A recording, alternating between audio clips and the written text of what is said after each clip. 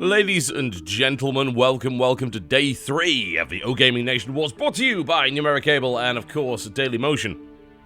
Oh yes, it's gonna be a good one, I think. I don't think it can be anything else. We've got 4 fantastic teams remaining. First match is gonna be Germany versus Norway, and then we got Russia versus the Ukraine. It's gonna be a fantastic battle, one way or the other. I think that is abundantly clear. My name is TotalBiscuit, and I will be jumping on a call with the O Gaming guys before we kick it off today. So let's do that, shall we? Probably lean towards Germany because I was really impressed with their ability to beat Ukraine yesterday in this match. But, you know, Snute is Snute, and he got to the finals of back-to-back home story cups, so I don't know. And Norway also has Eiki and the third. TargA, of course. So many things can happen. TB is here too. Hello, TB. How are you doing in this wonderful Sunday?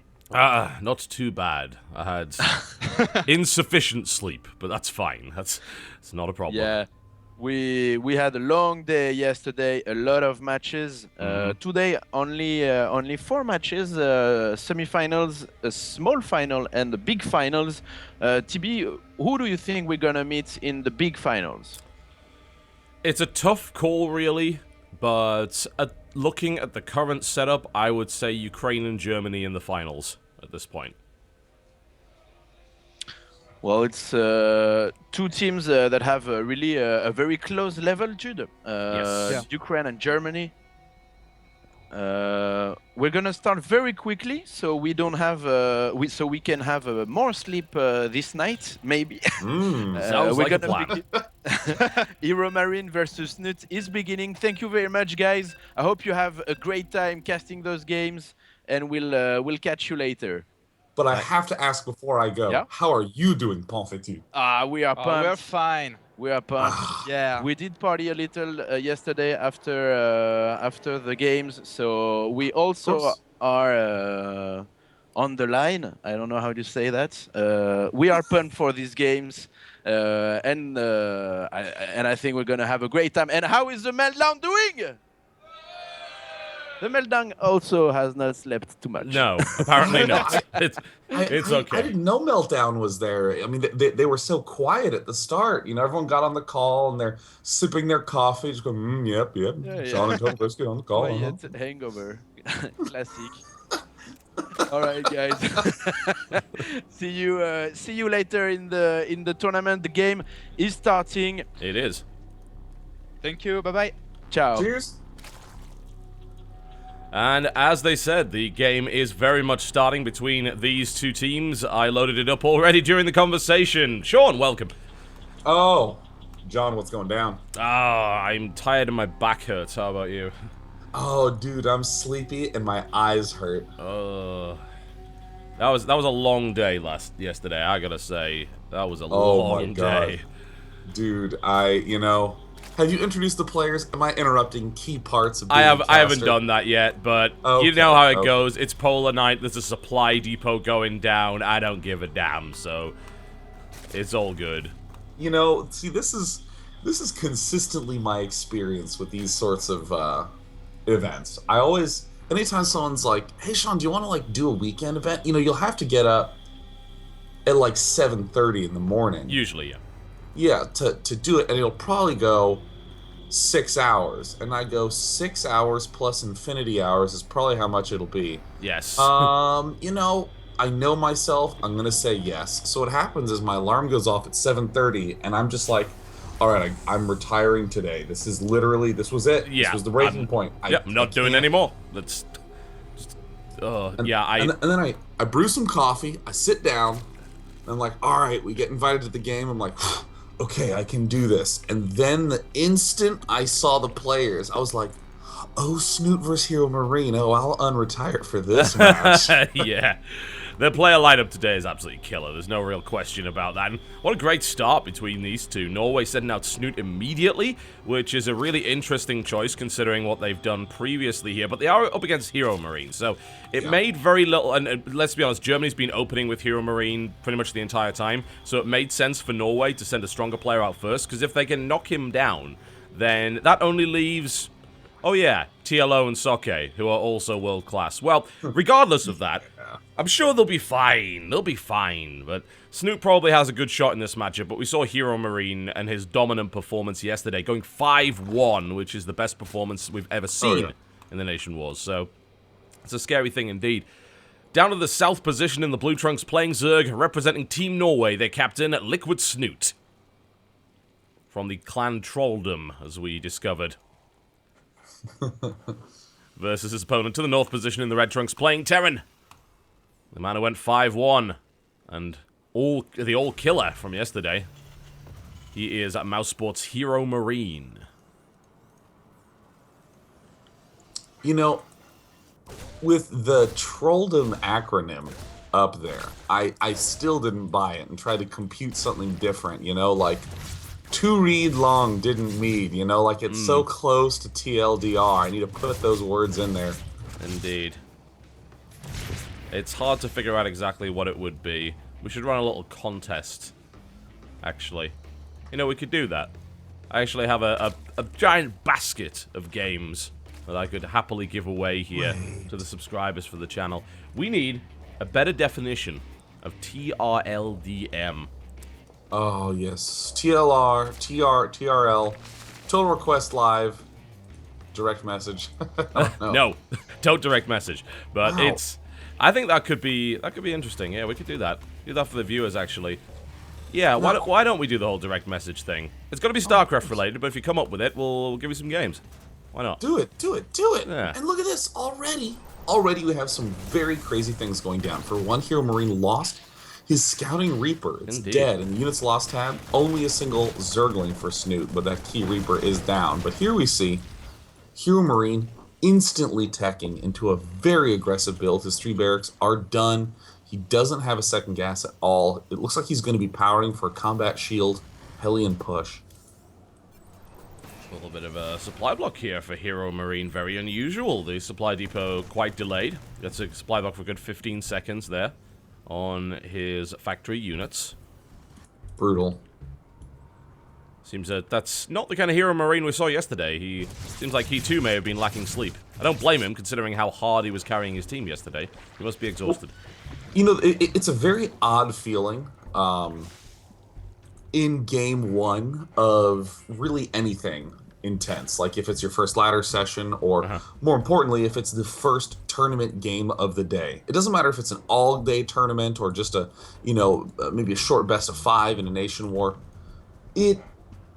Your body doesn't have the adrenaline and the focus quite in it yet. And I mean, I would say that the level of play for most players for their first such game is probably at 40 or 50%. You play astoundingly worse in your very first game, just because of, you know, your body's not used to suddenly having no adrenaline to maximum adrenaline all of a sudden.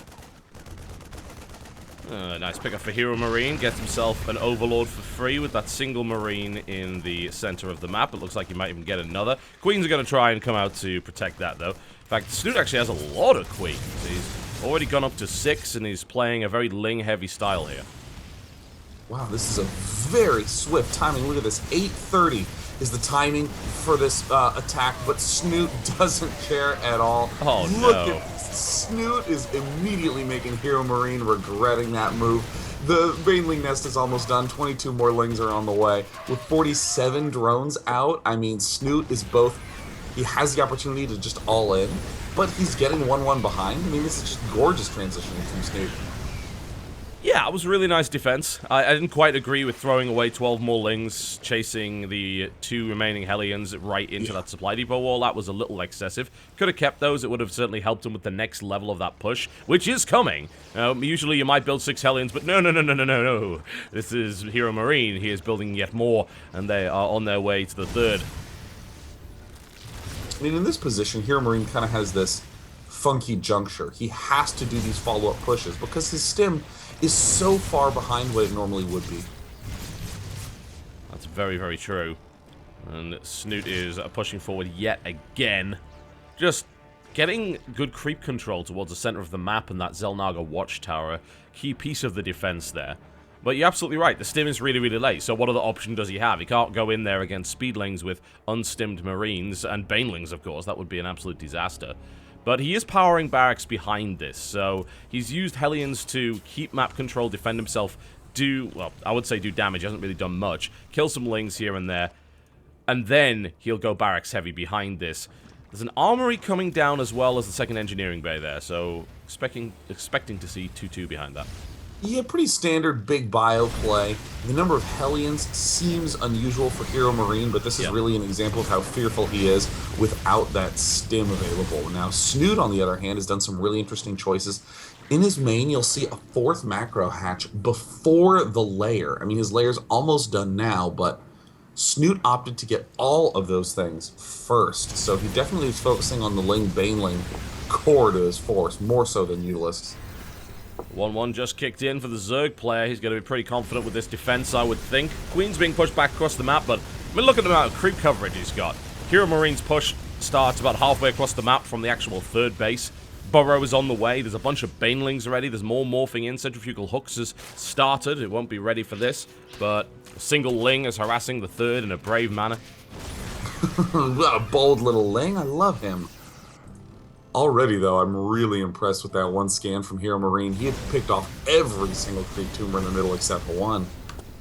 Yeah, that's going to cause a lot of pushback here from the Xel'Naga tower, which is perhaps a key turning point to this particular battle. Here come the Lings once again. Banelings trying to engage, and HeRoMaRinE does lose a chunk of that force, as is to be expected. But in the middle of that fight, Snute actually borrowed Banelings, and I don't think HeRoMaRinE noticed that. That's a pretty sneaky maneuver. Oh, I love that. And right by the watchtower, we're seeing more and more burrows, but on that ramp, I don't think HeRoMaRinE was capable of seeing those burrow yet. I mean, this is really slick positioning by Snute. We talked about this yesterday when we got the chance to see Bly do burrowed Lings against Daishi. You don't want to burrow in the middle of the ramps because of the way players click. Almost always it's pathing along the sides. Yeah, that's very true. I have a feeling, because I actually clicked HeRoMaRinE's vision just as that happened. I don't think he saw the actual burrow, but slightly after the burrow, there's a little bit of an imprint of sort of like dark patches in the ground.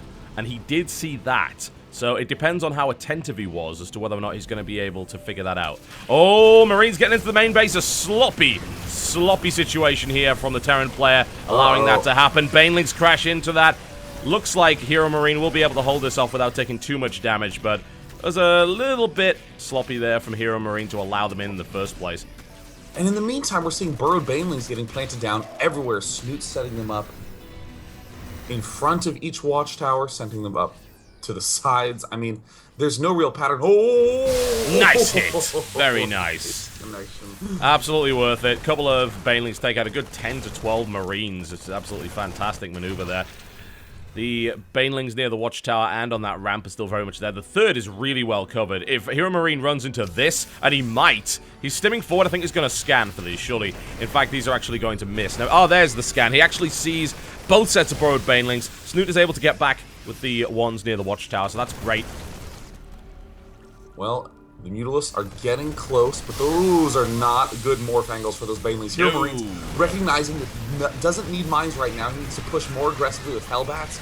Blue Flame is even coming up. The Banelings finish just in time. This is a very smart play from HeRoMaRinE to recognize how Ling-heavy his opponent is. Indeed. Let's see the splitting from HeRoMaRinE. It's pretty fantastic. That was 25 Banelings going in right there.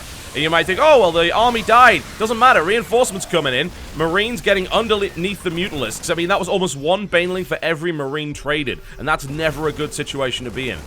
Gosh, HeRoMaRinE's splitting is so good. Snute suddenly on the ropes. HeRoMaRinE's Blue Flame Hellbats are at the front line of this fight. Very uncommon to be seeing those, and especially when the spawn positions are this close. It's a super tough call, but of course, as we see Snute just with divine Baneling splitting. I mean, we talk about Marine splitting from the Terran side, but the Baneling splits from Snute were equally as impressive. Some good stuff coming out from either side here. I do love the inclusion of those blue flame Hellbats. I think if you're playing against a Ling style and you don't at least toss a couple of Hellbats in there, then it's almost like you don't want to be efficient. It's almost like you don't even care. Yeah. You've got to really rely on amazing splitting. Hellbats is just so good. They can absorb Baneling shots. They can kill so many Lings. They trade very efficiently. They only cost 100 gas each. You've already got a factory. You might as well use it. And here we go once again. That's actually a lot of Mutalisks that Snute jumps out with there. Loses a couple, but takes out a lot of Medivacs. There's only one left on the field. Then the Banelings smash in, but the Hellbats resist it. Oh my god. The way Snute controlled that, very clever. He's moving in with a huge force, but his Mutalisks don't engage the SCVs. He pushes back with the Mutalisks and then opens up space for just 2 Banelings to pick off all the remaining SCVs. You'll see Snute do what look like aggressive actions, but he's always being very conservative with his muted count. Well, there's a Thor on the field now. He's going to have to be even more conservative with it. Oh, even more so after eating that Widowmine shot to the face. That didn't go well for him. Loses a muta. Takes a lot of damage there. Huge amounts more Banelings. 14 coming in right here for Snute. Plus 2 air upgrades as well, so he definitely intends to be very much active with those Zerg flyers. Man, really cool play out of HeRoMaRinE to have so quickly gone for aggression on this map.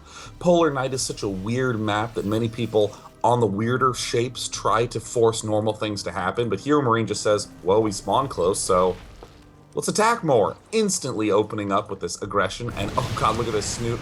Darts into the main. He will certainly kill off this turret, and then the +3, the most important upgrade for Terran late game, is going to go down. A huge deal. And that really is denied, as you can see right there. That was a huge amount of time invested in that as well, so definitely worth a couple of Mutalisks to make that happen. That means for the next few minutes, this Bioforce is going to be far weaker than it should be at this stage of the game. We're almost at the 20-minute mark. Those Bio are still on 2-2, which is not where you want to be, and here we go again!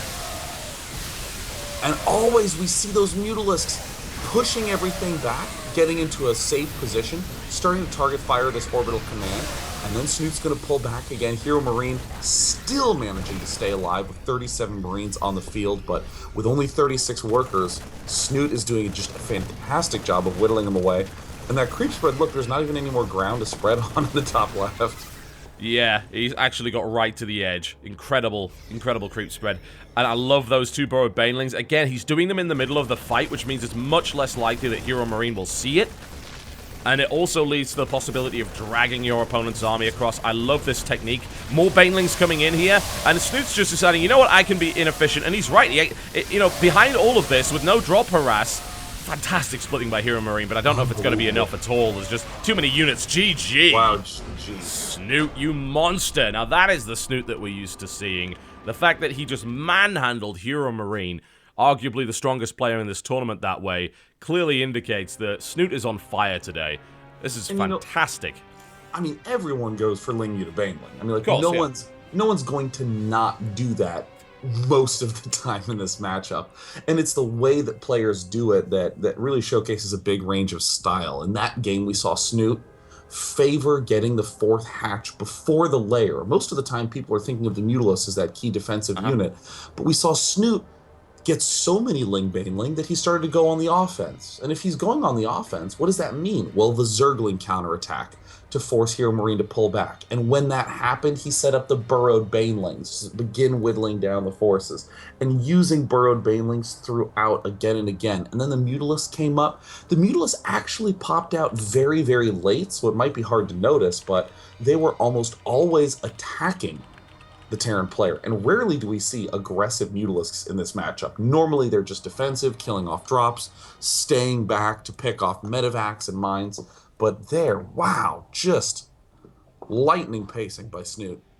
I love it, because what ended up happening there is there was so much aggression coming down that HeRoMaRinE couldn't even afford to send drops across the map.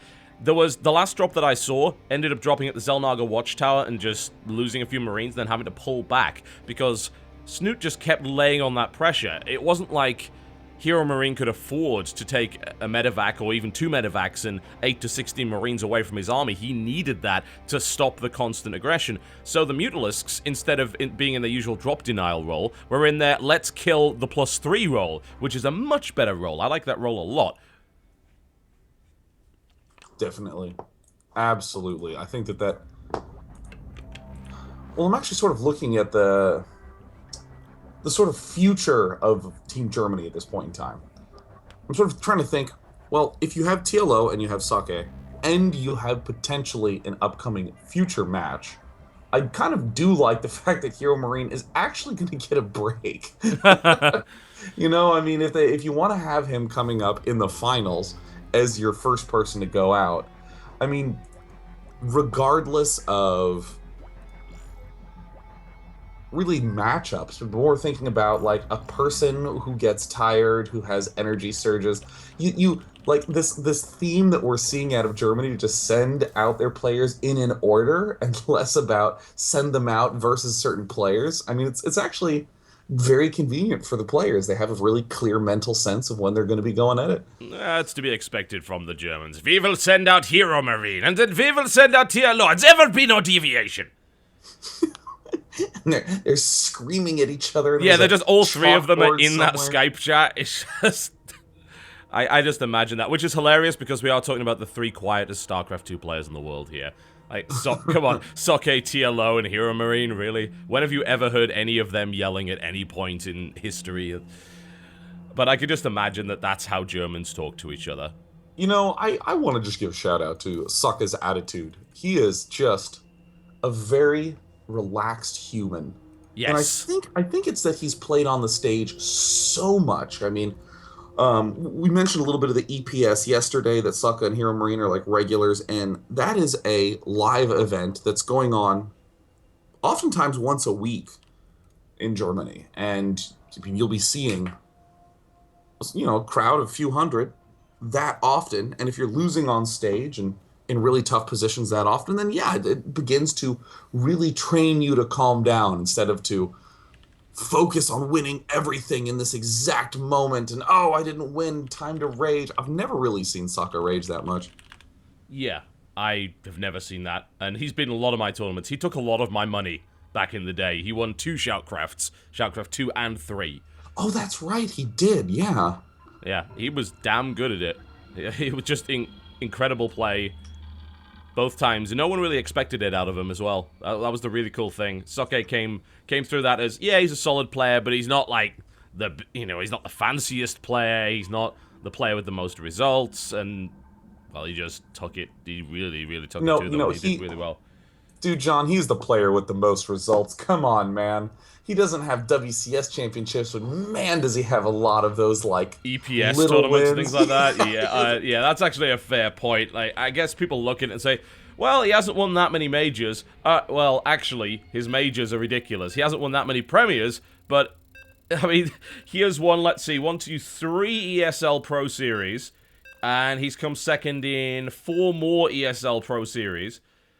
You know, it's pretty ridiculous. He's actually very, very good, and that's not counting all the other stuff, like Scan Invitational, Shoutcraft 2, Shoutcraft 3, Black Dragon League, even the HD World Tournament, he comes in high place, you know, only losing out to Sen there.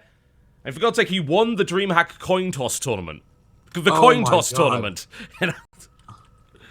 He's even good at RNG when it comes up. What a skill set. Jeez, he should transition to Hearthstone. Ladies and gentlemen, welcome to Habitation Station in the Red Trunks, playing for Team Germany. It's Liquid TLO. Versus his opponent to the northwest position in the Blue Trunks, playing Zerg. From the Trolldom and Norway, Liquid Snute. You know, speaking of the Hearthstone RNG, did you perchance see that video where the guy did like 54 damage to me in one turn? I did not. Was that a warrior one-turn kill deck, or? Well, okay, so let me tell the whole story, because, you know, you're talking about getting Socke to play Hearthstone due to the RNGs. Alright. So I was, before the ladder reset, and, you know, before a lot of the recent patch nerfs, I was having a great time on the ladder. And my sort of story was that I would use some good decks, and by good decks, it would be the decks that my friend Case made. And I'd work up to like rank 4, And then I'd be like, you know what? I want to do something insane and silly. And then I'd tumble back down to like 7 or 8, and then work my way back up to 4 with the good decks and tumble back down. Yeah. And then so I brazenly said, well, if I just keep using these good decks, no doubt I'll hit Legend. These are the same decks that Case used to hit Legend. So I made all day on Friday. The name of the show was Sean's Climb to Legend. Okay, so I hop on and do nothing but just get mauled. I mean, like mauled by a bear. I literally just started at rank 7 and tumbled down to rank 9. Wow. Over the course of like 8 hours, and finally I was like, you know what? Screw it. Guys, I'm going to show you a cool warrior one-turn kill deck. So a lot of times people use the Molten Giant thing. Yeah. But I was using the Faceless Manipulator on the Charge Worgen thing. So the important thing is that in the final game, I'm a warrior one-turn kill deck versus a warrior one-turn kill deck. Okay. So we're both sitting there doing nothing, just armoring up, and he keeps floating at 33 armor, or 33 total life, and I can deal 32 damage for like 7 turns in a row, and then I just went, guys, you know, we're probably going to lose this. I just want to show you the combo so you can see it, because it's really fun. And then so I did it, and I brought him to 1 life, and I had like 51 life, 30 health, 21 armor or so. And then he just kills me in 1 turn, and then they immediately nerfed after that. I was like, no, no. Those one-turn kill decks were kind of ridiculous, I gotta say. So good. This is actually why I only play Arena, because you just can't set up that condition in an Arena deck. It's highly unlikely you'll ever face that. So I'm very glad to never have to run into something that ridiculous. There's also, right now, floating around, I think I was watching Reynad's stream. Nothing's happening in the game, by the way, guys. We're not ruining this for you. But we'll talk about Starcraft in a minute. But I was watching Reynad's stream, and he has this Hunter deck, which is just horrible. It abuses the hell out of Unleash the Hounds and all manner of horrible things. It uses, like, Unleash the Hounds comboed with Starving Buzzard for maximum card draw, comboed with other components of this ridiculous combo. It's just horrible. He's Legend. He's just brutalizing people with it. I love it. Ugh, makes me sick. That's why I play Arena, so I can get 6 fire elementals in 1 deck. Oh. Alright, folks, this is what's going on in the game. Let's talk about Starcraft. So, in the first few minutes, really nothing happened between either of these two, and it was an interesting decision, I think, to send out TLO against Snute, who is historically very good in this matchup, but so is TLO. Yeah. We're seeing the +1 missile attack upgrade very nice and early on here, but we are seeing at the moment, from Snute, a Baneling Nest, and, of course, Zergling Speed. Speaking of Zergling Speed, TLO has 2 Zerglings, and neither of them has speed, and he's showing no intention of building it. He's going straight into Roach Warren. Yeah, I mean, let's talk a little bit about the strategies that we're seeing here. TLO is doing a very map-specific strategy that might not have looked that way until this very moment. He's blasting out with this plus missile attack. Okay, that means he's preparing either for a timing push or for the mega late game. So generally, you would see roaches begin constructing for some sort of push at this point. But then he's going to be using these extra beefy roaches to take this hatchery. It's a defensive play to get these missile attacks. And why would you say that? Because with +1 missile attacks, you can kill Zerglings in 2 shots instead of 3 with roaches. It's basically the same as a +1 Zealot upgrade. And we're seeing Snute do a much more traditional play. He's opting for Zergling speed first, and same logic. Rather than playing defensive, he's going to push back with speed Zerglings. No Banelings from either player, just due to that thin ramp at the front. Makes Banelings pretty horrible in the opening stage, but look at this. Easy cancel. Yeah. Going to deny this. And now TLO is going to do his counter push. Originally, this was a defensive play, but now that he's lost that hatch, and he's seen that it's Lings that caused him to lose the hatch, that permits him to swing back with +1. Indeed. +1 just kicks in there for the roaches. We're going to need to see a lot of Lings, and actually... Yeah, TLO's droning behind this. There are roaches coming up for Snute here as well. Quite a lot of them, in fact. They won't have +1. That doesn't make a huge difference in the roach wars, but... Well, we'll see what can happen here. TLO's going for it, and he looks like... I think, yeah, he's got to get this. Oh, Snute does cancel, so the game reverts back to a little bit more of a typical ZVZ. And TLO, with the clutch block at the front, And TLO is doing just a gentle little poke. He just wants to shove back as much as possible, but Snute, of course, is Snute and gets the better positioning. Yes, he did. That was a really, really nice concave. TLO can get out of there. He's managed to get off the creep and put enough distance between him and the enemy. He may lose a roach on the way back, but nothing major. And of course, Snute does not want to overextend because a counter roach push could come in. Snute's actually started his speed for roaches about 40 seconds before TLO started his. TLO focused on ground carapace instead first. Yeah. I wonder if that's going to come back to bite him in the arse. We'll see if Snute decides to make a play out of that. So we're going to talk about Snute's strat and then TLO strat. Snute's very straightforward. He's using speed to push back so that he can get up his gold. First he tried it with Link speed. It didn't work. Now he's going to try to do it with Roach speed. And it's going to work. And we're going to see Snute's gold come up. TLO's build, on the other hand, is a series of really funky if-thens. If I get this big +1 Roach, and he doesn't attack me really, really quickly, then I get a gold, and I have an upgrade lead, and I can overwhelm with roaches. But if he does kill it off, then great. I push back to him, because he can only kill me with lings, and then I get an edge. And now we're in this if-then situation. If he does try to go to roaches and try to push back, I'm going to have a huge upgrade lead. He'll beat me to speed, but I'll have 1-1 when he's at 0-0. And this will allow me to hold this slightly worse bottom base. So what TLO has to do after he defends this, though, is do a big pushback on this gold. Yeah, needs to make sure the gold goes down. Otherwise, I mean, having a gold base in a 3-base versus 3-base mirror situation is just really hard to come back from. You can build so much more stuff in general. TLO now pushing across the map. Snute did not want to engage, and he's pretty right to do that. But this 1-1 upgrade for TLO might help. The Leo Reconstitution just kicks in, yo, and here we go. Snute with the 0-0, TLO with the 1-1. Both with equally good concaves, although actually I'd say it slightly favors TLO, but Snute is now moving in and is getting fire with all of his roaches. Numbers-wise, it's looking very, very even right now. Reinforcements coming from the back here, but Snute getting the slightly better end of this. However, will TLO's upgrades allow him to crash through? Looks like it's so very close, but Snute gets it, and the first person to blink has got to be TLO. However, he backs around, grabs his Naga Tower, gets a few more kills, and regroups. I mean, it's such a nail-bitingly close fight. Ooh, that cut off. TLO was getting a slightly better edge via all those upgrades, but Snute has the gold base advantage, which is a very clear to understand advantage. Indeed. I mean, right now, Snute is going to be able to power up. He can even afford another hatchery in a little bit to be able to macro off, but he's going to have to slightly up his drone count. TLO, on the other hand, does have more drones overall, but with a worse income rate. So this is where TLO begins to need to transition. Yep, there it is, to the Banelings, because there's really no upgrades that are going to help.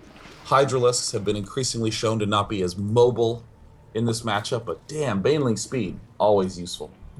Burrow on the way for TLO as well. Possibility for some snazzy micro. We'll see where that goes. TLO does have 2-1 roaches against 1-0 roaches. Admittedly, he also had 1-1 versus 0-0, and that didn't really give him the edge that he necessarily needed to crash through. Interestingly enough, they've both lost exactly 35 roaches each. Wow. It's a very even trade. Wow, you know, I think that more so than you might think.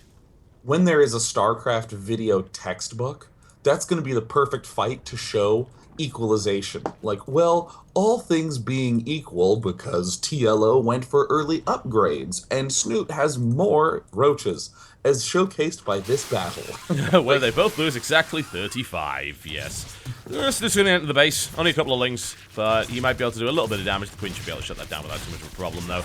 Does get some scouting information, which I suppose helps. He did miss the Baneling nest, however, and the speed upgrade that's going in the back.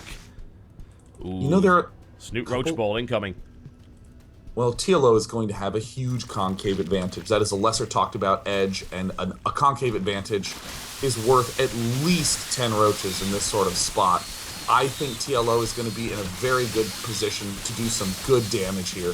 I should absolutely be fine out. These Banelings are popping out. Very nice. Wow, I mean, concave advantage for TLO through the roof. That made a huge difference there. Snute, the first couple of volleys at the back didn't go off, and then Snute had to move forward to make sure that he could fire with all of his roaches, and then took additional volleys. TLO with the big burrow coming out here course, giving him a little bit of Roach regeneration, which is going to be actually quite helpful here, because that's something Snute does not have. So a damaged Roach is a much, much weaker Roach. TLO now popping back up again. Baneling speed being added on here. Snute is in a bad way. But let's see if Snute can set up the good concave. He's not ready. He's not ready. TLO gets right in there. But the question is, can he do the damage? Oh, Snute has just a powerful concave in this position. But TLO does have the slight advantage in upgrade and Roach number. It's still pretty close. Snute and TLO have... Wow, no, TLO actually has a lot more Roaches in this general vicinity. With that one failed attack by Snute, TLO's gonna be able to crush through. Very, very nice. I'm actually surprised to not see TLO actually using any Burrow Micro here, considering Snute doesn't have an Overseer. Oh, he is using it. There we go. Now towards the back. I think he was more concerned about doing maximum damage here. But now the Burrow Micro comes into play, and there's not really much that Snute can do about that without an Overseer in the mix. In fact, he's not even morphing. There we go. He's brought one in now. TLO sees it, pops right back up again, attacks yet again. But Snute's down to 7 Roaches versus 31. GG TLO. Very nice. I mean, it's very simple. That one moment where he said, well, TLO has a fantastic concave. I mean, Snute began that fight at around 65 Roaches, TLO with 55. And at the end of the fight, it was 41 to 31. I mean, TLO began behind 10 and ended up 10. That's an example of how important a concave is. So, Indeed. Again, it's the less mentioned advantage, but it's still the most important one in many late game fights. Yeah, and it comes down to a couple of factors. The first being, of course, that Roach range is only 4, so you want to be able to curve it around the enemy, with some exceptions. In fact, as we saw yesterday, the other situation is, if you're a giant ball and the enemy completely surrounds you, that's actually pretty good for you if they get close. And you can just gun them down with everything you've got. But usually you want it in a concave so that you can attack as many units as possible and not have wasted units at the back that are just kind of running around doing nothing. And there's also the aspect of spreading that damage out. You don't want 30 Roaches firing at exactly the same target at exactly the same time. That becomes a little bit awkward because it's wasted damage. So you want to spread that out and do maximum damage over the group, and that concave lets you do that.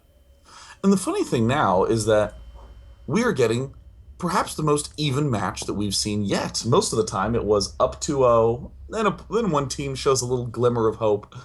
Actually, every single series that you and I have casted together have been one team getting a 2-0 lead at first, so Indeed. It's kind of nice to see the evenness kicking off. I do think Norway's in a little bit of a rough spot now that Snute is out.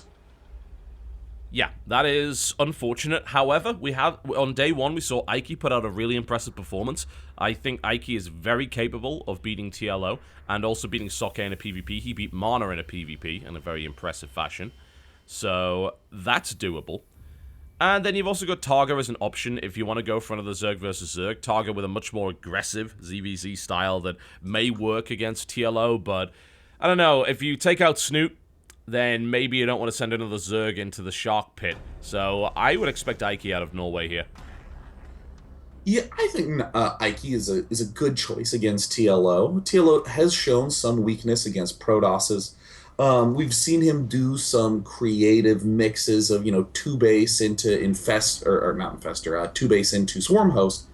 And although that can crush lesser players, the really excellent players tend not to really be scared or messed with by that at all. No, not really. Well, we'll see. We're going to go to a short 3-minute or so break, folks. We are still taking entries. What is TRLDM? We know, of course, it's Trolldom, but we would like you to find another acronym. And I will give away 5 copies of Bioshock Infinite to the best results. So do let me know. Send me a DM, and we will announce the winners probably during the 15-minute break between the main matches. So 5 copies of Bioshock Infinite to be given away to the best and funniest StarCraft-related acronyms for TRLDM. Send me a direct message on Twitch, and we'll have a look through some of the results. You're watching the O Gaming Nation Wars, brought to you by Numeric Cable and Daily Motion. We will be right back with the 3rd game in this series, and it's going to, of course, be Eiki on Yonsu playing for this. Don't go anywhere.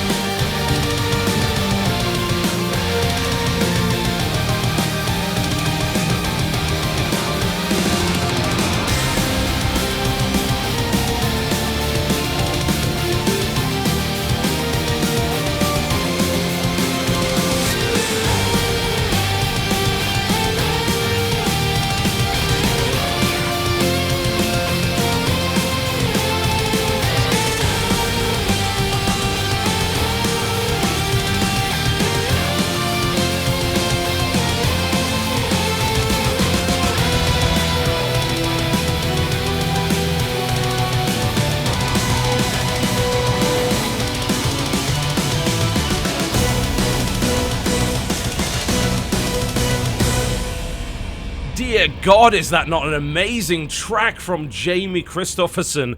Oh God, it's called It Has to Be This Way, and that was the Platinum Mix instrumental from Metal Gear Rising Revengeance, which you can currently get on Steam. I actually bought the soundtrack to this last night. It was my first experience buying music. No, not just buying music, buying it on the Google Play Store. It was quite a pleasant experience. It was alright.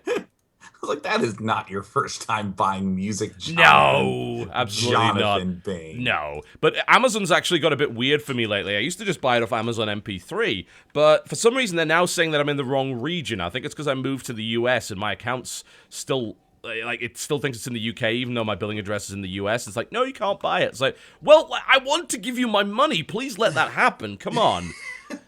But the soundtrack to that is amazing. The Metal Gear Rising has some incredible music, and there is an album available for it that I downloaded last night, and I do not regret a single penny spent on that CD, because holy crap, it is that good. You know, I will say, I'm a huge fan of actually buying the album. If I can't handle it, then yeah, I'll like digital get it. But man, I love CDs? Yeah, I like CDs because like I don't use them, but I like the art. You like having them?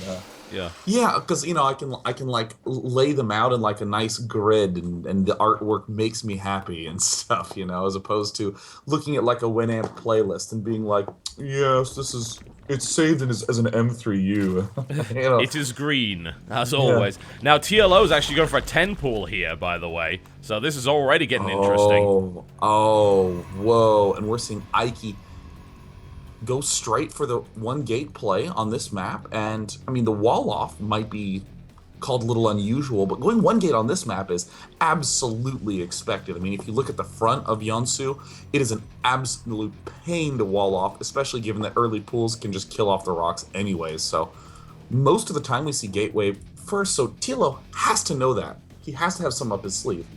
Yeah, he's got to have a plan here. Let's see where... Oh, it's Probe going down the bottom here, and the pylon. I don't know, Eiki is already playing quite cautiously. It's almost like he suspects something with this building placement here. He's got a probe sitting around waiting to start up another wall-off. He's just going to do a complete wall-off here, surely. I mean, he has so many options, to be frank. He can complete wall-off. He can wait for the Zealot. I mean, often players will be skipping on the first Zealot. They'll just go straight for the Mothership Core, and TLO could be banking on that. He could park and wait till he has 8-10 lings and march in, but... Oh, that's exactly what he's going to do. Look at that. There's the expand. Smart. He's going to wait until he sees the Zealot get canceled. It's just such a great meta play. Look at this. Probe moves down. Zealot's going to get canceled. Oh, John, this is so sick. This is kind of beautiful, isn't it? There it is. There's the cancellation. And now he goes. You sneaky bastard. The question is, can Eiki block it off? Oh, he's gone immediately for the cancel there. And there's the complete wall off, but there's a pylon down at the bottom that is going to get killed. He's going to work on the gateway here. Oh my god, he might actually be able to break this. Oh my god, he has big surface area there. Yeah, he's got maximum surface area on this. The sentry is gonna come out before this gateway dies, but that's only one force field. That's not good enough. Eiki's gonna have to wall this off hardcore, and he already is. Oh, wow. I mean, a strong, swift answer from Eiki, but just a clever, clever play out of TLO. When the hell do you ever lose your gateway in your main at 4 minutes versus a Zerg? I mean, really? Against TLO most of the time, I'd guess. Apparently. That was a fantastic play, and now he can just back off. You know, he lost one ling, just one, to that whole thing. Absolutely worthwhile. Wow, that's so sick.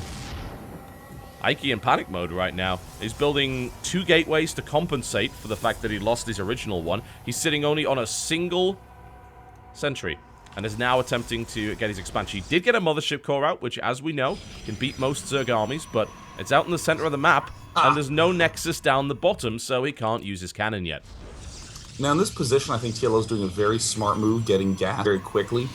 What's the one thing that he has to cut on in order to do a 10 pool? Well, obviously drones, and as a result, minerals. So, gas is always easy to catch up on, or is an easy way to catch up on a build that's low on minerals, because you just put 3 drones in there and you're instantly getting mass gas production.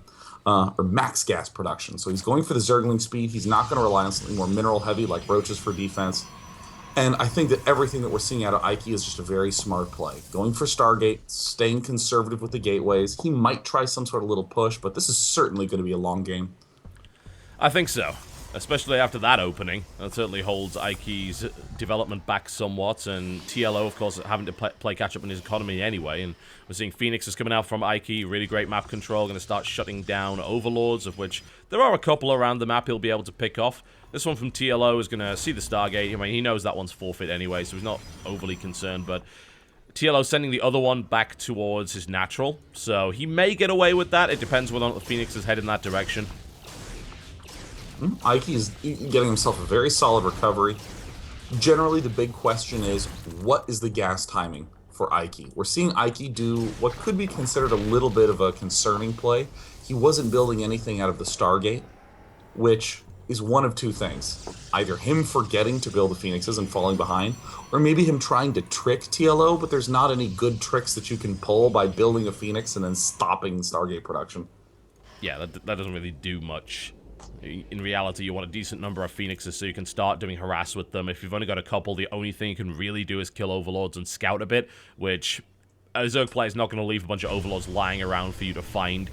They will put them in awkward spots, and of course they will pull them back when they feel that they are in vulnerable positions. In the meantime, TLO going for the Roach Warren here, and just building up his drone count, which, as I think it was you who mentioned yesterday, is absolutely the right thing to do against Phoenix. Just build more drones, build more queens, spread more creep, and get hatcheries. Yeah, and I mean, often we'll see players sort of try to exploit that by going for Phoenix and Warp in, but in this position, TLO knows exactly how little money Eiki has. That Nexus is very delayed. The pressure from the ground is going to be very delayed, so I mean, very gentle Overlord harassment, very gentle Phoenix play is I think, a very nice play from Eiki. It does the job. He only even had 2 there to pick off an Overlord, and TLO's response time. I think maybe TLO was thinking, oh, I don't really want to go towards those Phoenixes because maybe a couple more come behind them, and then it picks up the Queen, and then it kills the Queen, which is way worse than losing just an Overlord. But whatever the case, nice pickup there, and Eiki now with 4 Phoenixes on the field, picking off a couple of drones here and there. Yeah, 5 tends to be the nice money amount that allows you to lift a queen and kill it in a single lift very easily. Seeing the Robo Bay come up, I mean, Eiki is doing the most, in my eyes, the most standard build. Phoenix harass to both deal damage and to steer your enemy Zerg away from going to Mutalisks, and then you instantly go Colossus and expand. There's just not that much pressure that Zerg can do about it. TLO is just running around the map, mostly just losing links to that very active mothership core of Eiki there. It's not been a high-cost game up to this point, as you can see, but Eiki has not actually lost a single unit, unless you count a gateway as a unit. Which would be weird. It would be a little bit weird. They don't really do much. They're the most immobile unit in the game. Eiki's going to head out and keeps an eye on that Roach push as well. TLO wants to do a bit of pressure here. He's going Tunneling Claws. Oh, it's the double Roach Warren play. Oh, this is a great timing push play. I mean, what's happening right now is that Eiki, look at his positioning. It's all relied on these force fields. So, of course, Aiki's going to throw down these force fields and feel really proud of himself. They're great plays. I mean, incredibly good force fields from Eiki. He's actually going to be able to keep every single sentry alive. Very as nice as that is. This it's a trick. Yeah, it's a trick. This entire third expo is designed to rely on these thin chokes. Yep. You need to be able to force field on these, and with the tunneling claws, you won't be able to do it. No, he will not. Admittedly, there is an Immortal out in the field. There is a Colossus on the way and a Void Raid.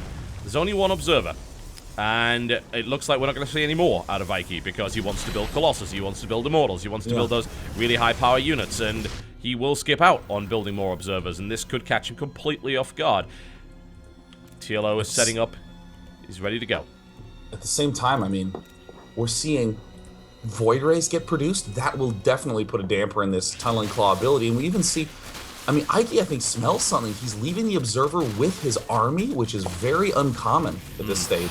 Well, he knows now because that upgrade does give that visual effect. However, TLO is splitting up his units, knowing, oh, you probably only got one observer, so let's go and try and fight in 2 separate places here. Burrow comes up, TLO is able to get the health back on those roaches, loses a few in the vanguard there, but now the main force is coming in. He's drawn the army away from the 3rd base, and now he's going to do some damage.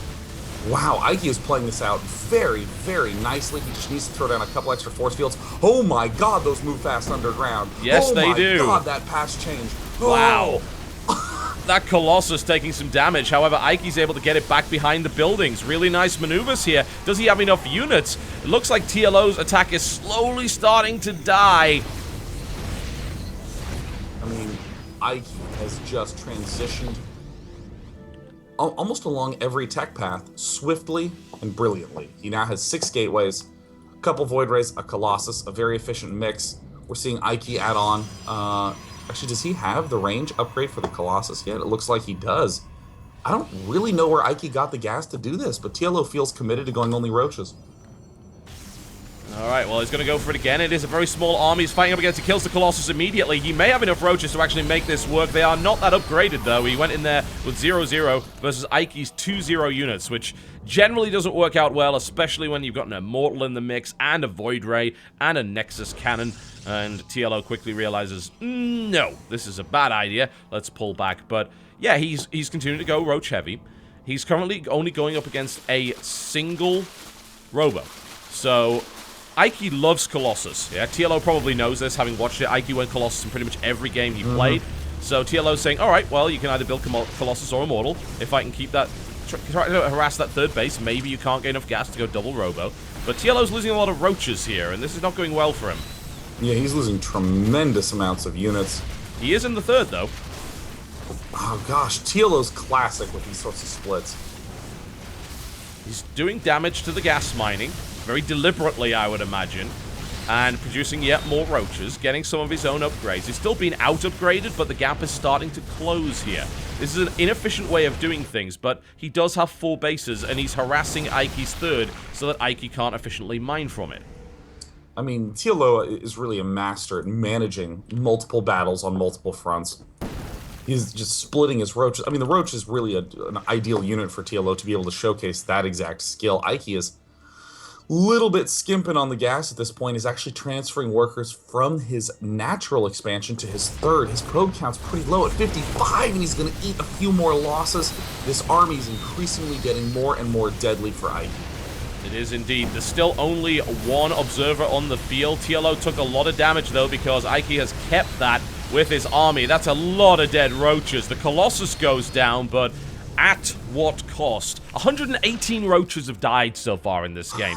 I think that was a little excessive. It's 13,000 resources lost to 7,200. This looks like an old-school TLO versus Socke game, where Socke would just not lose any units. And I think that last roach attack may have been a little impetuous. However, Zerg Missile Attack Upgrade Level 2 is about to finish. There are more roaches going around. I want to see those splits, because as you pointed out, TLO's really good at it, and there's only 1 observer, and it's with the army, always. Yeah, and this is a really interesting series of decisions by Eiki. If you look at the gateway count, it's only just now gotten to 9. He favored building these 3 cannons at the natural expansion, and TLO is still breaking through again and again. I mean, Eiki is desperate to apply any attacking pressure that he can. Desperate to, but TLO's never going to let him. No. And this burrow play is really, really nice here from TLO because there is still only 1 observer. So, and there are actually no cannons in the main. So these guys are going to be really annoying. They're going to force this army to split up. Pops up, does a little bit of probe damage, pops down again. Eiki forcing TLO's army back here. And Eiki needs to do some damage, and he knows it. He's going for the 4th base. And he's going to try and do some damage here. Let's see if he can. He's got the Void Ray count. Really, let's be honest, TLO doesn't have that much that can shoot up, so this could end up going really wrong for the German. Yeah, we're starting to see those burrowed roaches at every angle up in the main base of Eiki. Weren't able to get any damage done. No, not really. So many units from TLO. Jeez, I mean, the number of queens, insane. 8 at that battlefront right now, and we're seeing the burrowed roach antics from TLO pierce through. I can't believe TLO's still able to pull this off. This is actually ridiculous. I think I thought at that point, oh, well, there's so many Void Rays, but actually with 9 queens, those Void Rays don't actually do that much. They're not upgraded either, so they might be getting decent amounts of kills, but the economy of TLO is beastly. He is sitting on 4 bases, he's got fantastic lava production, and now he adds swarm hosts into the mix. This gets even more difficult for Eiki to deal with. Absolute monster play here by TLO. Archon's a really good choice, but the Colossus count, the TLO's been keeping lower and lower and lower all game long, means that those swarm hosts don't really have an enemy. Not really. Going up the choke, he does get time warped, but that doesn't really matter so much. That's a lot of energy that just got used, and there really isn't all that much energy remaining, enough for one more. Eiki's Phoenixes are sitting around just feeling sorry for themselves at this point, because they can't really do anything, especially not with 8 queens on the map and innumerable spore crawlers. TLO is going for the attack, and I love this decision. Two-pronged attack, queens and swarm hosts on one side, roaches on the other. Instant death on the Forge.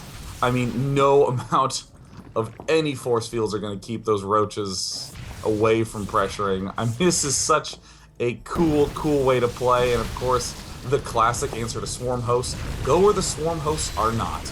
And it looks like Eiki's choice is to just counterattack to the 4th. Unfortunately for him, there's a ton of roaches still, so that might not be the best of ideas. TLO actually drawing the army towards the swarm host. There are a couple of observers in here. This could be key for Eiki. If he's able to destroy this army here, he's going to swing this back in his favor. And TLO is actually dedicated to attacking the 3rd. I'm not sure. TLO, I think, just sent those roaches a little bit too quickly over to that base. He thought this position was a little bit too strong, and this could be a disastrous moment for TLO. It is looking that way. A lot of swarm hosts died, a lot of queens died. TLO GG's! GG's! What? One mistake! Game. Wow. Eiki makes the greatest call, and TLO doesn't. Resulting in that happening. Wow. I mean, TLO's mined out at the main. Almost mined out at his natural. Almost mined out at his 3rd. I mean, that was an incredible series of defenses by Eiki. Just incredible. I mean, the total count was 8 roaches and 9 swarm hosts, all about to die. I mean, Eiki played just brilliantly. Yeah, that was really nice. He held on as best as he could, and he had to just keep holding on, because that repeated commitment to roaches was eventually going to start to work against TLO. They're not a late-game unit. You don't really want to be sitting on roaches against high-power things like Void Rays and Archons and Colossus, and Eiki had all of those things. Eiki is a very tech-heavy Protoss. We've seen that throughout the last couple of days of play, and he demonstrates that once again. TLO's strategy was great, but it couldn't quite put the nail in the coffin. I mean, it's a very clever concept. You can't stop roaches now. The burrow movement speed is so fast that you just charge right through. So great, multiple attacks on multiple fronts to keep the Colossus count low, transition into swarm hosts to begin to blast through. The only way that your opponent's ever going to be able to stop that is if he has just start to finish great positioning, placement, everything, and that's the only way that Eiki was able to stay alive. Well, it was very impressive from TLO, but unfortunately, we saw that turned around very quickly. And now, Eiki takes it to 2-1. Socke is the last man standing, and I would always rely on Socke in pretty much any situation. I would rely on Socke if we were being attacked by sharks. I think he would be able to handle that situation in a cool and calm and quiet fashion. But this is Eiki, who has already taken out Mana in PvP. And even if he goes down, that still leaves TargA, who is highly unpredictable. Yeah, I'm kind of excited at the idea of TargA being the one to close it out. You get increasingly more unpredictable players as time goes on. You know, in this matchup, PvP, the map's going to be Derelict Watcher. A lot of tense starts to this game. It's just... Blink is a really... not the best contained play when you compare how Blink does on other maps. This is just a very stressful map to play PvP on. I mean, there's just no space. There's nothing to really control. You know, here, there's just wide open blankness in the middle. And normally, it's the later shapes of the 3rd and 4th and 5th and 6th that make Derelict Watcher interesting, but you don't get that far on that map. No. In that matchup. No, I don't think so. This could go either way, though. Socke's PvP is not something that I've had a chance to see in a long time, so PvP is a matchup that some Wings of Liberty players are very comfortable with, and then in Heart of the Swarm, they start saying, oh, I hate this matchup now, I have this feeling of coin flip going on. But as we know, Socke is the only person to ever win a coin flip tournament, so I think this will bode well for him here. So good, yes, and of course, coin flipping, according to the internet, which is really the ground spring for intelligent discussion. Naturally. Protoss with Protoss it is a coin flip. Absolutely. I mean, it's 99.9% coin flip and 1% the way the wind is blowing that day. For anyone who is new to StarCraft competitive play, John and I are lying. Yes. Protoss with Protoss is a very so. interesting matchup. A lot of cool stuff, but it's just tense. It is very tense. It's a knife edge match. Yeah. And it's weird because it's a knife edge just at the start, and then things begin to calm down once you get to 2 base, and then stay pretty calm as the game continues. And then once the Colossus count gets high enough, then it can feel a little bit more knife edge again. Yeah. That's absolutely the case. And between two really good players, I think PvP can be very exciting. I think it's a matchup that's actually very cool right now, and has been cool really since Heart of the Swarm. It was towards the end of Wings of Liberty, it was starting to get there, when we were seeing a lot more sort of airplay.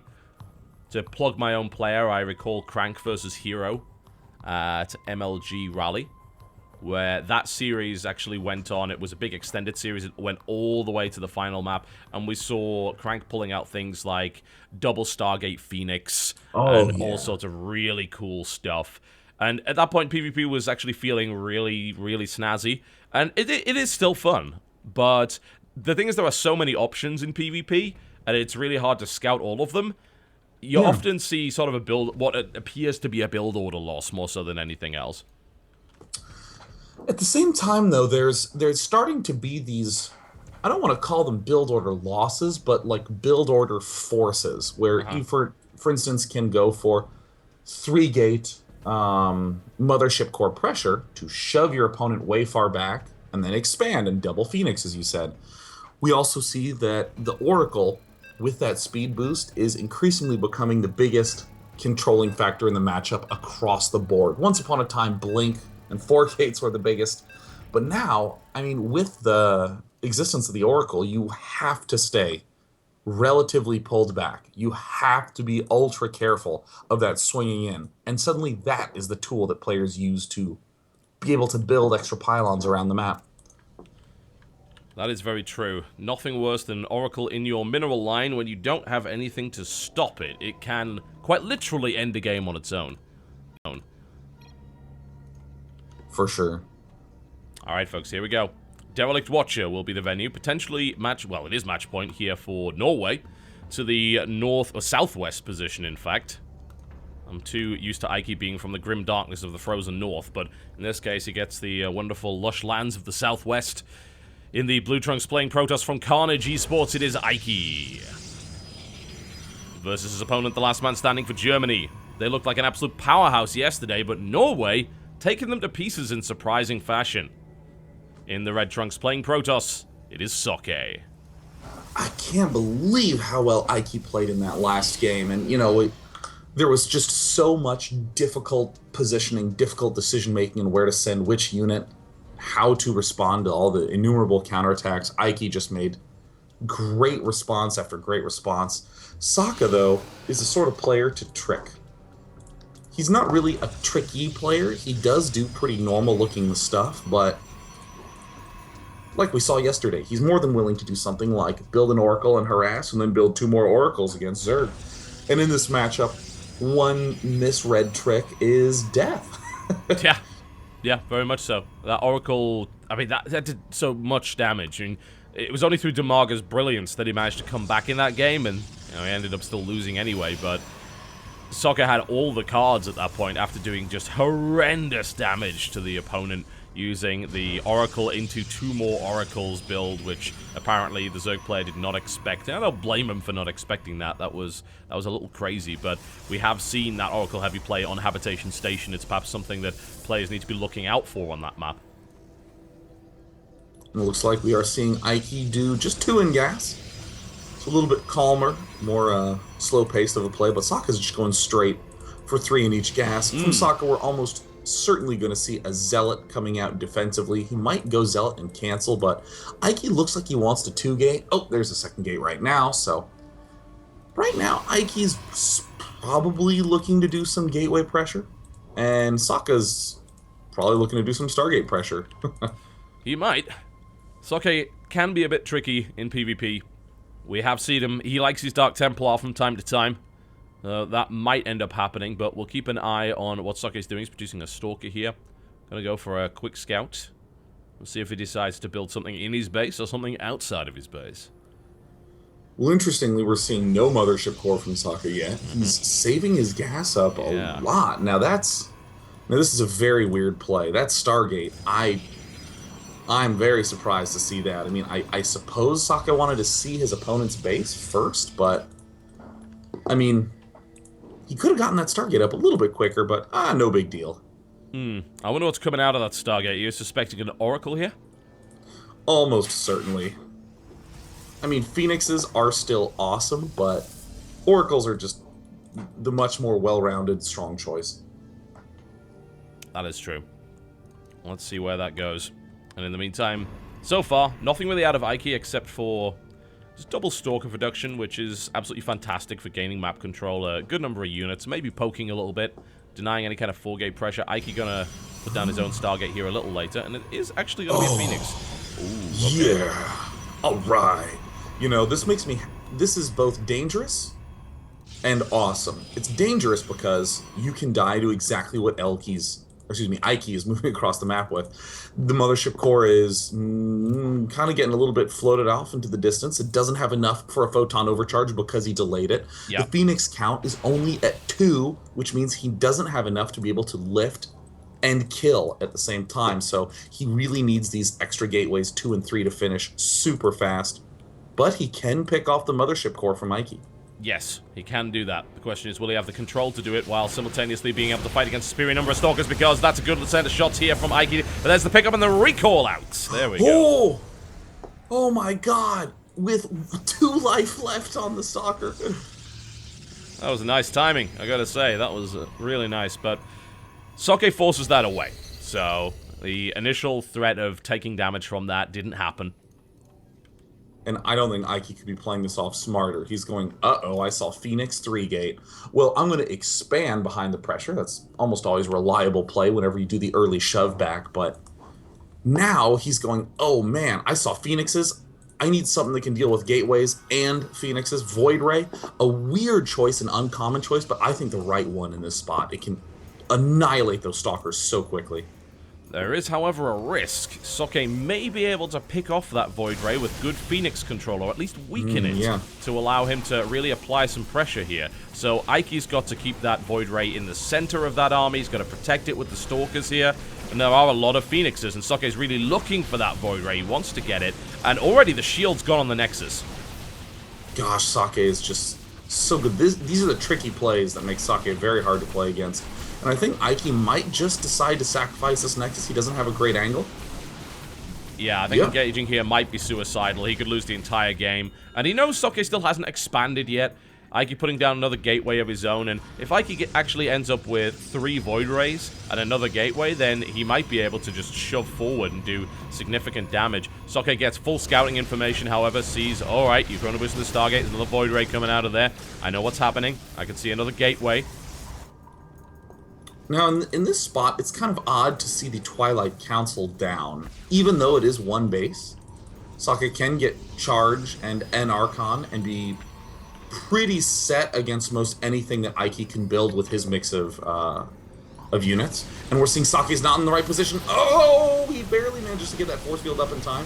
He has to pull back and try to target down these Void Rays, which still do a pretty sick amount of damage. Yeah, he doesn't have enough Phoenixes to kill that. It's not going to happen. He's going to have to pull back. He's bringing in some Stalkers, which is fine, but it's only fine because the Void Rays can't have charge for a little while. And now the Phoenix is right on top of the Void Rays. It looks like we're going to see a 1 dead Void Ray at least. Good lifts coming out here from Socke as well. A second Void Ray goes down to Stalkers before the charge comes back up. Brutality coming out right here from Socke. Those really key units from Eiki are now dead. And now we're starting to see It's just a basic ground army numbers. 8 Stalkers for Socke and 3 Zealots versus 6 Stalkers for Eiki. Both players have 4 gates as well. Well, here we go. There's another Void Ray coming in from the side here. The Phoenix count is huge. down to 1. Oh, so much damage being done to that. But Socke is losing Stalkers to it, and the Zealots are in the mix as well. Socke's control not ideal here as Eiki manages to take out a few more Stalkers. But is that even going to be enough? There's still 10. Socke is just committed to this entirely. God, Socke just played this out beautifully, and now we're seeing Eiki doing his damnedest to bring these probes off, to try to stay alive, to try to just get a couple of great shots off. I mean, Aiki's controlling very well given the circumstances, but Socke has been in this position many times before. Oh, yeah. He's not even going to go for the probes. He's going to maintain that Stalker lead, and with that Phoenix lift just disabling one, Socke is just increasing the value of those Stalkers so much. Indeed. Down goes another 5-2. Yeah, I think this is going to be game over, unfortunately, for Eiki, who was not quite able to make that happen. He is able to push Socke back, but another round of Warpins should finish him off there. He couldn't build another Void Ray. He was using all of his gas to produce gateway units at that point. You can't really do both, and now Socke moving in for the kill. Gosh, I mean, Eiki played a very strong game, but there's the GG. GG. Socke wins. Wow. Very nice. Cool play. Yeah, that was a nice PvP. Nice bit of back and forth going on right there. But Socke showing veterancy apparently matters in this matchup. He played that out really well. His decision-making was rock solid. His control, very, very good indeed. Certainly up to the challenge of Eiki there. And that leaves TargA as the wild card here and the final ace for Norway. If they cannot beat Germany here, they will go down to the 3rd place match. I mean, this is very different than what we saw yesterday, where it was group stages. You lose once, no big deal. You can still advance through and qualify, and it's more or less the same. But now this is an all-or-nothing match. Whoever wins this goes to the finals. Whoever doesn't is out. That is very true. TargA versus Socke, though. I'm going to be honest. TargA's great and all, but we are talking about Socke here. Unless we see something, even if that something really tricky comes out from TargA, Socke is more than ready to deal with that stuff. He's a very safe player. So I don't know if I fancy Norway's chances going into this final game here. Yeah, I mean, if you just looked at sort of basic math, you'd say, yeah, well, Socke is more consistent. He plays longer-term games. He does have those tricks up his sleeve, but he rarely does big committal all-ins. TargA I haven't seen in a while. You know, there's been a little bit of a, break in the Starcraft 2 scene. Well, I was talking yesterday about, Bly loves those all-ins, and then he played one of the most elegant long games I've ever seen in TVZ. So I think TargA has some potential to surprise in that regard. I'm more than comfortable to say I don't know TargA's playstyle right now. Yeah, we saw a little bit of it. It was extremely aggressive, very much so. Mm-hmm. But if he ends up pulling that out against Socke, I don't think it'll work. Socke's too safe. He can't really die to the early game pressure. It's very rare that we see that happening. The last map is Frost, which is huge spaces. I'm trying to think of anything that TargA could be tricky with in that sense. It would be a little difficult, I gotta say. And Socke, by the way, has always came out last for Germany. Looks like Socke needs 5 minutes, so we will be taking a break. But Socke always comes out last, which means, so far in the tournament, he is undefeated. Wow, I guess that's right. Man, Germany's just been performing brilliantly. TargA's back in there. It looks like Socke is requesting his 5-minute break. That is standard Socke build right there. Yeah, we do believe that the players are humans who deserve to have breaks as organisms. Yep. But that's cool, because that means that I can play that music that you sent to me. What is it exactly? Oh, well, it's a song called I actually don't know the name of it. I know it's track 5 on this album. Called The 100 in the Hands. I believe it's called Keep It Low. Oh, keep it low. Which is good advice, by the way, for mineral gathering within StarCraft 2. Make sure you keep that bank low. Good thing to do. That's a great point. Well argued. I have to wonder if this is going to be one of your good tracks or one of your why the hell do you listen to this tracks, though. You know, I can send you some why the hell this tracks. This one is it's like some goth punk stuff that I just find catchy. All right. I could deal with that. We'll take the break, folks, and listen to the 100 in the hands, keep it low, as requested by Sean. I could be doing hospital radio right now. Probably pays better than casting, but anyway, let's get back to this in about 5 minutes when Socke is ready. We'll be right back. I'm afraid we're going to have to cut that song short because the 5 minutes that Socke needed apparently turned into 2 minutes thanks to German efficiency. So we are going into the final game here between Norway and Germany. It's going to be here on Frost. The northeast position. A clan tag that I will not be asking you to make an acronym of, thank you very much. In the blue trunks, the last man standing for Norway. Playing Zerg, it is TargA. Yeah. Don't ask. From Team Ass to M. Ladies, he's teamless. To the southeast position, also teamless, ladies. The man with the most luxurious hair in Starcraft 2. The man that Wolf looks up to with both envy and respect. Playing Protoss for Team Germany, it is Socke. Oh, Socke just, he looks like a well-groomed lion. Yeah, that's actually quite true. I mean, typically when you have someone, you know, who has like the really long hair with a little bit of, you know, he has like the chin beard. Yeah. And you want to look at that and go, oh, it's probably unwashed and all that stuff. But it's like, it's soft and conditioned. I mean, it's really lovely. I mean, like if he could grow it faster and they could make, I don't know, moccasins, but like furred and Socke fur, it would be like so soft. You would enjoy walking around. The latest brand of Ugg boots will be furnished with Socke's hair right there. I'm waiting for Socke to get his personal sponsorship from L'Oreal. Join Team Worth It. He'd be in one of those commercials where he like throws his hair back and, you know, like coyly looks at the camera. Yeah, that sounds about right. Double probe scout here from Socke, going in both directions. Wants to be. TargA's reputation precedes him, I think. Socke wants to get a handle on what's happening pretty quickly. For sure. I mean, especially given that Socke is trying to cut the big corners here. Oh my god. He's trying it. Oh no. That's not happening. Like, TargA saw that immediately. If he'd snuck in there, then. But TargA was on top of that straight away. So there's no way that was working. Yeah, I mean, especially given the fact that... Wait, he's actually letting him finish? He let one of them finish. finish. There's an unusual choice. Yeah, he cancelled the other. But that was, I mean... Okay, it's cool that he tried it, I guess. He didn't lose a huge amount doing it, but still. Oh, he's actually... Oh, is it a cannon rush into another cannon rush? Because that's a great build. He brings in a fresh health probe. However, there are already lings, so no. Wow, I can't really figure out what was supposed to be going on, because normally right now, like right at the 430 mark, is when you start your cybernetics core, and he's just starting his gateway. I mean, Socke is so late, I think his only play is to go for a third. That was a weird one. Do you think that he was... I mean, was he intending to go cannon rush straight away, or did he just spot what he thought was an opportunity there, but then flub it? I mean, maybe he got his Nexus so fast. It might be...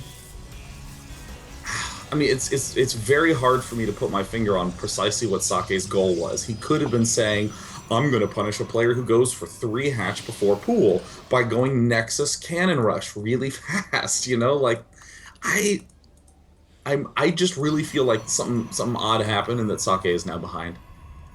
Yeah, it was a little bit weird. And that's also not the kind of play that we're used to seeing out of Socke. Oh man, TargA's scouting has been brilliant. He finds yet another probe that's nestled on the cliff there above that third base and kills it off. Excellent, really diligent play from TargA so far. And uncharacteristic play from Socke gets punished hard. I think we can see why he usually doesn't do that. Yeah, I mean, this might be Socke getting a little too tricky for his own good. I think so. And it's... I mean, you could say it's put him behind at this point. I would use exactly those words, John. Late Cybercore, late Warp Gate, sitting in his base. I mean, sitting on 2 bases just behind the cannon. 3 more gateways coming behind that. So far, so standard, but he's basically letting TargA do whatever he wants for the next couple of minutes. And what will TargA do? He'll build drones. I just feel like you have to go for your third in this position. Normally, if you get the cybernetics core down at 4:30, done by 5:30, you can do a variety of tech plays, you know, maybe a fast Stargate's Prize, fast Warp Prism, fast whatever, but now it's all slow. So the one thing that you do guaranteed have is a lot of probes, because you've been making them the whole time, so that does permit you to be able to get your expel up pretty quickly. And it looks like that's what Socke is doing. There we go, yeah. He'll try and take his third base. He's moving out just to clean that up, make sure that there's no lings around the place, of which there most assuredly are. Lurking around, he'll kill those off quite quickly. And then he'll take his third. TargA's going to build a Roach Warren here and go up to Lair. Pretty good stuff, pretty standard stuff, as to be expected, but it's this defense down at the bottom side that I really dig. Socke is hiding within a force field in another dimension. Indeed. However, he did lose a sentry and another zealot here. I doubt he's going to lose another sentry. That would be ridiculous, but TargA maybe got even a little bit more than he expected out of that. And this is interesting, going straight for a Twilight Council. This looks like he's going to be doing some sort of 8-gate, 3-base blink play. He's not even going to get gas at the third, if it's what I think it is. Yeah. I wonder if that'll even work out. It could. I mean, TargA is gathering a lot more gas. He's thrown down 6 geysers. He put down a Roach Warren, and he's getting +1 missile attack, which is interesting to say the least. So, where do you think that gas is going for the Zerg player? I mean, this looks like he's preparing some sort of Ling Roach push into spot. Nope, Socke's paused. It looks like he needs another 5 minutes. Never mind. Well, as you were saying, sorry, the sort of Roach Ling push into... It looks like a preparing a tech switch play. Okay. Generally, to do this full Roach Ling off 4 hatch, you only need 3 extractors. And it would be nice to have a 4th. But here with 6 extractors, we see his gas count beginning to pile up. I expect we'll see a Spire or an Infestation Pit, and then a big switch. Oh, there's the Infestation Pit. I'm not as big a fan of that as a Spire would be on this map, but oh, look at this, Socke's push. It's on its way. And a lot of sentries in this push. In fact, that's all that's in the push. It's sentries and 2 zealots and a mothership core. He needs to get a pylon down somewhere, which he doesn't really have. His pylon's actually very far back. I'm not keen on that. But let's see how good this sentry play is. Well, nice force fields. Really great control here by Socke. Hard to complain about that. Although the Roach is starting to come in, the recall is forced. So that didn't really accomplish anything. I still think he's going to be getting Blink, Warp Prism, and then just re-going again and again and again. No, there's the double assimilator down at the bottom base. So, very aggressive play. And I think TargA... Actually, I originally said I don't like this play as much as I like a Stargate play. However, TargA knows that Socke has to be gateway heavy because of the build order play. Everything was late, and then he went straight for a third. What's great against gateway heavy play? The pathogen glands. Getting down really good infester fungal growth blasts. Yes. There's the blink that you mentioned earlier here from Socke, and he's also grabbing some immortals. We may still see a Warp Prism play with those immortals, but right now, considering the Roach count is at 29, you want those with your army. Good force field. However, that immortal is just scuttling for the hills right now, trying to get away, and it's able to do that. But yeah. Roach pressure on the front here is going to knock out the pylon, which knocks out one of those gateways. He'd love to take out that +2 before it finished, but he didn't want to commit to it. So +2 will complete here for the Protoss player, giving him a pretty nice upgrade advantage. But however, TargA's just sitting right on top of these sentries. He brutalizes this gateway army. Oh my god, this is horrible news right now for Socke. He's lost all his big gas-heavy units. In fact, his gas is only 700 in terms of units on the field. TargA rampaging forward with more Roach Ling, and while all this is going on, 7 infestors, Hive, a 4th base. This is brilliant play right now. Well, Socke's behind. We have seen him in this situation before, and we've seen how he can come back from it, so TargA should not get too impetuous. However, letting Lings into your main base, well, that is almost a death sentence. The economy was already under pressure as it was. Socke, with a very small army, can only defend in one place at once, and now he's forced to try and defend the main. The team with, as the community would describe it, the strongest lineup. Team Germany. On the verge of devastation as 7 infestors trundle down that left side towards the 3rd base. TargA hammering the third. He's still in the main. The Zealots will eventually clean that up thanks to superior upgrades, but he caused a lot of problems here. 2 more gateways coming in. The Immortals now bringing their firepower to bear. That roach pressure will be eliminated. This is where... Ooh, Mutzelings, lots of infestors coming in. Let's see if somehow defense can happen here. I don't see how it can. There's so many. Oh, normally we talk about the fungal growth, but here come out a slew of infested Terrans. TargA is playing this so aggressively, so well. Only Lings in production right now. He's just flooding it, and I think he's got too much. The economy's too good for the Zerg player here. Socke can't hold. He tries his best. He efficiently trades as well as he can, but he made too many mistakes. There were too many slip-ups. The cannon rush in the early game, losing sentries, failed attacks, and now he's on the verge of elimination here. Oh, man. TargA, like you said, he is an aggressive player, but it is in no all-in fashion. No. This is just pure Zerg Swarm style. Socke still staying on point, warping in a Zealot in the top left to apply pressure to the would-be 4th base, but an Ultralisk Cavern's coming up. Low energy infestors won't contribute too much. Socke has 1,100 gas. I'm not sure he has enough time to stabilize and spend that, though. I don't think so. He's desperately warping in as many units as he can, but holding this is going to be nigh on impossible. TargA hammers through, finds a hole in the defenses. Another Immortal is going to just come to its death here. TargA hammers it home, dances units, GG, and Norway upsets again. Germany now taken out by the Norwegian team. Really impressive. Just fantastic job by Team Norway. Every player on their team marking down a win. We've seen lots of streaks happen in this. Where HeRoMaRinE going 5-1. I mean, those sorts of plays we got used to in the Nation Wars leading up to now. But here, Snute wins game 1, Eiki wins game 3, TargA now winning game 5 in very convincing fashion. I think that Socke tried to do a little too much at the start, but TargA's ability to punish it crisply and quickly was just amazing. Yeah, I think so. And that is the second big upset for Norway. Norway took out Poland, which is incredibly impressive. The Polish team looked really strong, one of the strongest teams in the tournament, flattened. And then, same situation right here. They take out Germany. That was really cool for the Norwegian fans, I gotta say. However, we have an even better match coming up, in my honest opinion. This could be amazing. The Ukraine versus Russia. Karst versus Titan on Altazim will be the opening matchup. Jeez, Titan looked exceptional in Group A of Nation Wars. 3-0ing Spain. I mean, Karst has been the sledgehammerer of sledgehammers. Indeed. Incredibly impressive. I'm really looking forward to this one. This could be the match of the day. We're going to find out. 15-minute countdown is on the screen, folks. That's when we're going to be back. You're watching the O Gaming TV Nation Wars, brought to you by Numeric Cable and Daily Motion. My name is TotalBiscuit. And I'm D9. We'll see you shortly.